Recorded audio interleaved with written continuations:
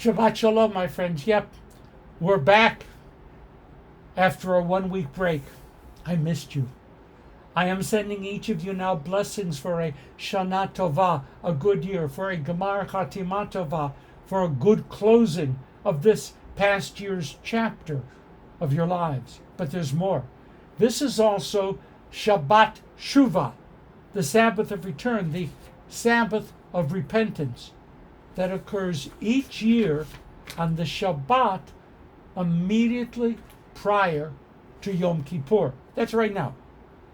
We also now wish each other an easy fast. And on Yom Kippur itself, beginning on September 24th, we will say Gemar Tov. Have a good conclusion to the high holy days. Oh, one last item.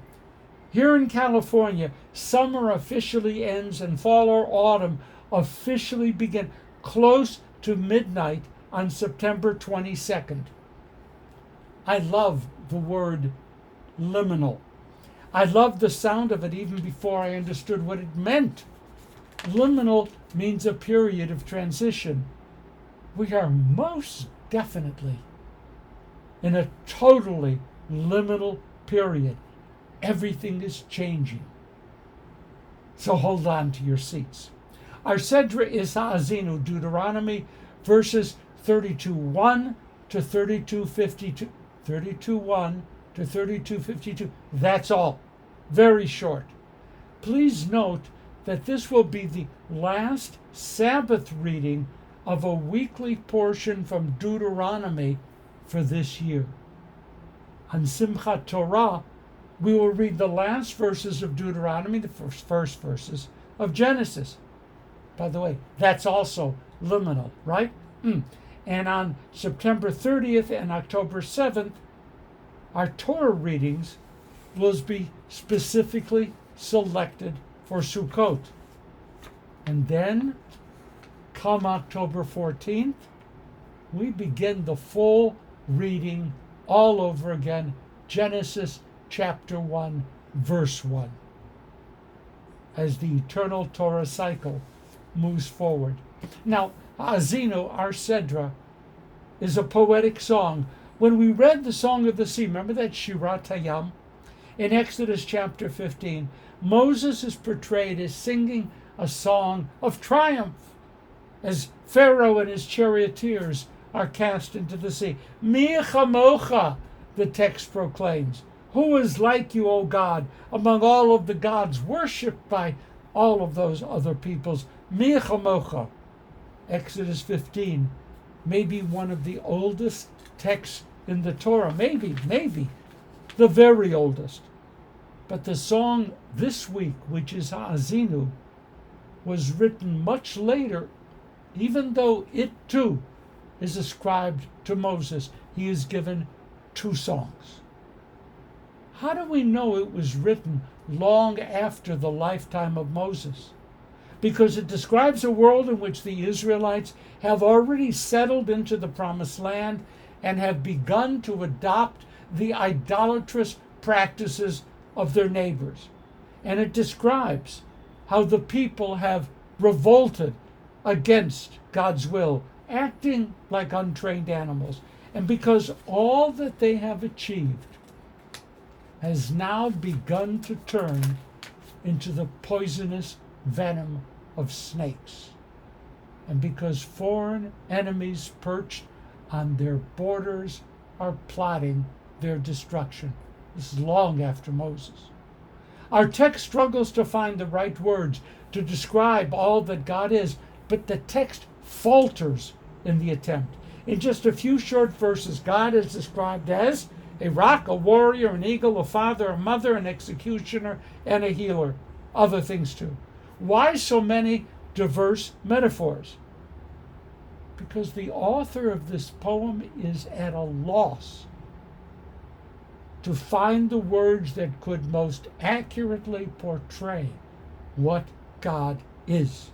It's an impossible task. God is all of those metaphors in our Sedra, and God is absolutely none of them. God is a warrior when Israel's under attack, an eagle when Israel needs protecting, a father and a mother when Israel needs nurturing. God will hide when people do not deserve the active presence of the divine. And God is a raging inferno when people willfully choose other gods. But God's sword will drink the blood of all of those who are Israel's enemies.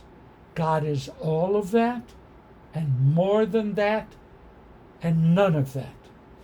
Oh, all right, so what about our ancestors?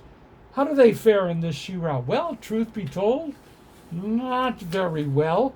They are perverse, crooked, unworthy, dull, witless. Okay, they are Chelek Adonai, they are God's portion, but they have grown coarse and fat and treacherous. That's us in those days, fat, coarse, and treacherous. Those are our ancestors. So why does God even bother with us? Earlier, following the events of the golden calf, God wanted to wipe all of us out. But Moses persuaded God not to do that, not to do to our ancestors what they absolutely deserved.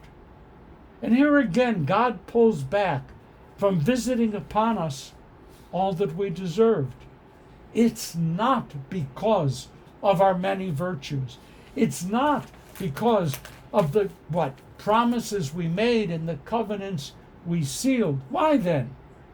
Because God will forever be identified with the fate of the Jewish people. And with our destruction, God's place in the universe will be shattered. What a concept. We possess Torah. We possess a history of interactions with God. We have texts and teachings. We have a national biography. We have struggled and continue to struggle to discover the moral foundations of God's universe so that we can expose those foundations to all who would come seeking and willing to learn. For better and for worse, God needs us. Because only with us can the voice of God be heard. Quote, I am the one. There is no God beside me. I deal death and give life. I wound and I heal. And so also, O nations, acclaim God's people. For Torah is their very life. If our Sedra can say that which cannot be said, then maybe I can try to do that as well. For a myriad of reasons, historical and otherwise, the people of Israel, the God of Israel, the Torah of Israel are forever one. Torah, Israel, Kadosh, Baruch Hu are inseparable.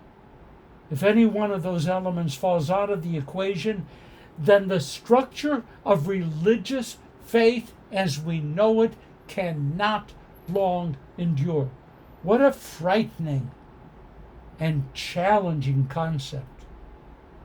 Each new generation of Jews literally has the fate of God in its hands.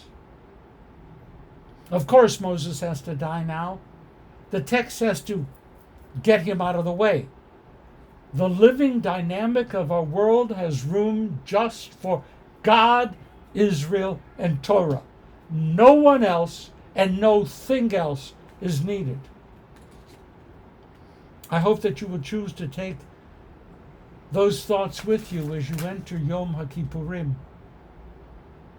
We need to rediscover our inner selves. We need to rediscover our role within our people. And we need to rediscover our role within human history. Let me say what cannot be said. God awaits our return. Shuvu, shuvu. It is a time of turning and of returning. Shuvu, shuvu. Gemar Chatima Tova. May you be sealed in the book of life for a good year. See you next week.